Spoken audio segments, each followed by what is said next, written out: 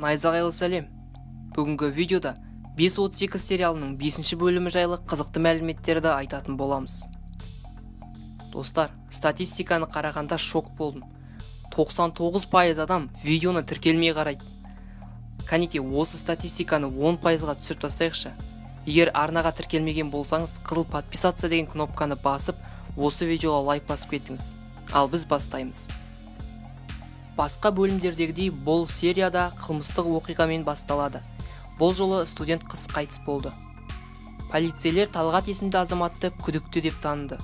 Күдікті азамат ол қызбен кездескенін, бірақ аялдамадан кейін жолдарының екіге айырылғанын айтты. Полицейлер Талғаттың қанын экспертизаға жібереді. Бірақ нәтиже із-кесушілердің ойлағанындай болмай шықты. Қылмыскердің қан тобы мен Талғаттың қан топтары әртүрлі болып шықты. Арада бір айдай уақыт өткеннен соң тағы бір студент қыз қайтыс болады. Талғатты қайта күдікті ету үшін оларға дәлел жетіспеді. Бірнеше күннен кейін бір қыз полицейлерге келіп, жатақханаға келе жатқан жолда оны бір адамның қорқытып соңынан қуғанын және полицейлерге айтса оны өлтіретінін айтып бопсалағанын жеткізді.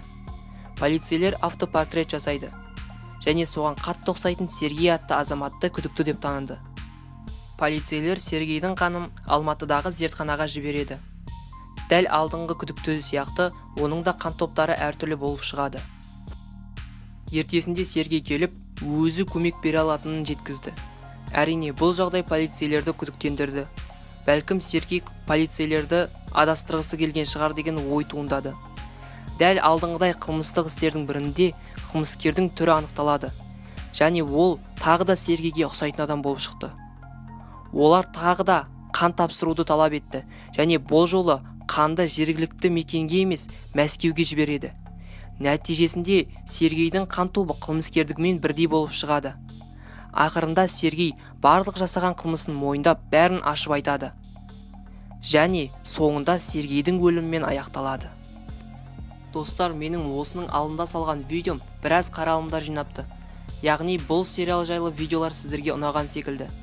Барлықтарыңызға үлкен рахмет. Егер осындай активпен жалғастыра беретін болсаңыздар, алда бұдан да қызықты видеолар күтіп тұр. Келесі найзағайлы видеоларымызда жолыққанша.